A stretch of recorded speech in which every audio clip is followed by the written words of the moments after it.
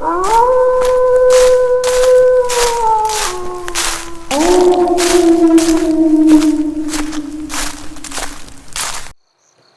Show में आपका स्वागत है। आज का हॉरर शो है मदद। आज जो कहानी आपको मैं सुनाने जा रहा हूँ उसे भेजा है हमारे एक बहुत ही करीबी दोस्त अमरीश जी ने। वैसे तो इनका मुख्य निवास ग्वालियर के बाद डबरा में था। अक्सर अमरीश जी चंबल के बीड़ों में रात बेरात यूं ही घूमने फिरने के मूड में चले जाया करते थे। एक बात और अमरीश जी को मैं बता दूं कि अमरीश जी की अभी शादी नहीं हुई थी और उनके पिता की डबरा में एक अच्छी करियाने की दुकान थी, जिससे अमरीश जी के पिताजी अपने परिवार का भरण पोषण किया करते थे। गर्मियों के दिन थे लेकिन रात काली थी। शायद उस दिन अमावस की रात थी, इस कारण चांद का कहीं नामो निशान नहीं था। आसमान में तारों की चादर बिछी हुई थी।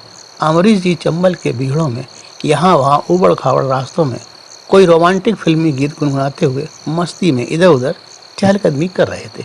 तभी किसी लड़की की आवाज़ ने अमरीश जी को चौंका दिया। वे उस चीख की ओर भगाते हुए, लेकिन उन्हें कहीं कोई नज़र नहीं आ रहा था। अमरीश जी को लगा कि शायद इन भीड़ों में कोई किसी लड़की के साथ जोर जबरदस्ती कर रहा है, तभी वे लड़की चीख रही है। अमरीश जी ने सोचा, हो ना हो हमें उस लड़की की मदद करनी चाहिए। वे उस आवाज़ की दिशा में अपने कदम आगे बढ़ाने लगे। अभी उन्होंने कुछ ही कदम आगे बढ़ाए थे कि वही आवाज़ फिर से अमरीश जी के कानों में सुनाई पड़ी। वे आवाज़ की दिशा में भागे। अरे ये क्या, किसी ने जैसे अमरीश जी के पैरों को बांध दिया हो। अमरीश जी ने लाख कोशिश की कि वे भागकर उस लड़की को बचा लें, लेकिन उनके पैर थे कि अपनी जगह से उठने का नाम ही नहीं ले रहे थे। आखिरकार अमरीश जी वहीं ज़मीन पर बैठ गए और अपने पैरों को ऊपर से नीचे की ओर अपने ही हाथों से रगड़ने लगे। अभी बमुश्किल 2-3 मिनट ही हुए थे कि अमरीश जी को अपने हाथों में कुछ गीलापन महसूस हुआ। उन्हें ध्यान आया कि उनकी मोबाइल उनकी जेब में है। उन्होंने अपनी पैंट की जेब से मोबाइल फ़ोन निकाला और उसकी टॉर्च की रोशनी में अपने हाथों और पैरों को देखा। वे अपने हाथों और पैरों को देखकर चौंक पड़े, क्योंकि उनके हाथ और पैर खून से सने हुए थे। वे सोचने लगी, ये खून, क्या मेरे पैर में कोई घाव हो गया है? नहीं, पैर में तो कोई घाव क्या, छोटा सा कांटा तक नहीं छुपा। फिर ये खून कहाँ से आया? अभी अमरीश जी इसी उधेड़-बुन में थे कि फिर से उनके कानों वही चीख सुनाई पड़ी। इस बार उन्होंने अपनी मोबाइल टॉर्च की रोशनी आवाज़ की ओर फेंकी। दूर टॉर्च की रोशनी में उन्हें ऐसा लगा कि कोई लड़की बैठी सिसकियाँ लेती हुई रो रही है। अमरीश जी ने सोचा, लगता है किसी ने इस लड़की की इज्जत के साथ खेला है। चलो चलते हैं और उसी से पूछते हैं कि आखिर माजरा क्या है। अमरीश जी अचानक से उठ खड़े हुए। इस बार उनके पैर स्वतः ही चल पड़े थे। वे टॉर्च की रोशनी में चलते चलते उस लड़की के पास पहुंच गए। देखा जैसे स्वर्ग की कोई अप्सरा हो, इतनी सुंदर लड़की अमरीश जी के पास बैठी थी। उसके कपड़े यहाँ वहाँ से फटे हुए थे, जो उसके साथ गुजरी बयां कर रहे थे। अमरीश जी ने उस लड़की से पूछा, तुम यहाँ इस अंधेरे में अकेली क्या कर रही हो? क्या कोई तुम्हारे साथ कुछ अनहोनी हुई है?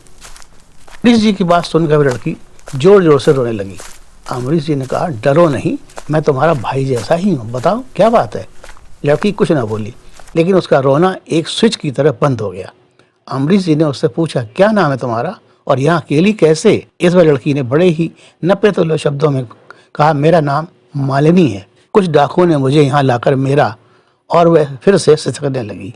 अमरीश ने पूछा, क्या किया उन डाकुओं ने? तुम्हारी इज्जत से खेला? मालिनी बोली, हाँ, उन लोगों ने मेरी इज्जत लूटने के बाद मेरी हत्या कर दी और मैं पिछले 40 सालों से उन डाकुओं के इंतजार में यहाँ बैठी हूँ। अमरीश जी 40 साल शब्द सुनते ही हंस पड़े।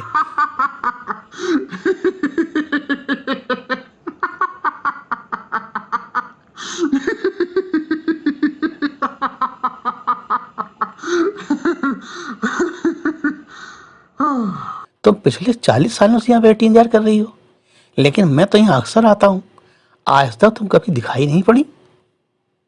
मालिनी बोली, मैं सिर्फ अंधेरी रात में ही किसी को दिख सकती हूँ। मालिनी की बात सुनकर अमरीश जी के रोंगटे खड़े हो गए। वह सोचने लगे, बेटा अमरीश, धीमे से यहाँ से खिसक ले। ये कोई लड़की वड़की नहीं, ये तो कोई चुड़ैल वुड़ैल समझ आ रही है, क्योंकि ये देखने में तो सिर्फ अभी 19-20 साल की ही लग रही है और बोल रही है 40 साल। बाप रे, इसकी तो हत्या कर दी गई थी, इसने खुद ही बताया। अमरीश जी यह सोचते हुए वहां से धीमे से खिसकने के हुए। तभी उस लड़की ने लपक कर अमरीश का हाथ पकड़ लिया और बोली, जाते कहाँ अमरीश, मेरी मदद नहीं करोगे? अमरीश ने किसी प्रकार अपनी हिम्मत को बटोर कर कहा, हाँ हाँ करूँगा करूँगा, जरूर करूँगा तुम्हारी मदद। बताओ उन डाकुओं का हुलिया कैसा था? मालिनी बोली, हुलिया? मालिनी जोर से ठहाका लगाकर हंसी और फिर एकदम से खामोश होकर बोली, हुलिया बिल्कुल तुम्हारे जैसा था, क्योंकि सारे मर्द एक जैसे होते हैं। अमरीश बोले, क्या बकवास करती हो, सारे मर्द एक जैसे नहीं होते। तुम एक डाकू की बात कर रही हो और उस डाकू का मिलान तुम मुझसे कर रही हो। नहीं नहीं, मैं नहीं कर सकता तुम्हारी कोई भी मदद, मैं जा रहा हूँ। तुम नहीं जा सकते अमरीश, जब तक तुम हमारी मदद नहीं करोगे मैं तुम्हें यहाँ से नहीं जाने दूंगी। अमरीश को जैसे सांप सूंघ गया हो, वे कुछ सोचने समझने की स्थिति में ही नहीं रह पाए। कुछ देर चारों ओर सन्नाटा छाया रहा। फिर अमरीश ने कहा, मैं पहचानूंगा कैसे तुम्हारे हत्यारों को? मालिनी चीखते हुए बोली, बतलाया ना, तुम्हारे जैसा, बिल्कुल तुम्हारे जैसा।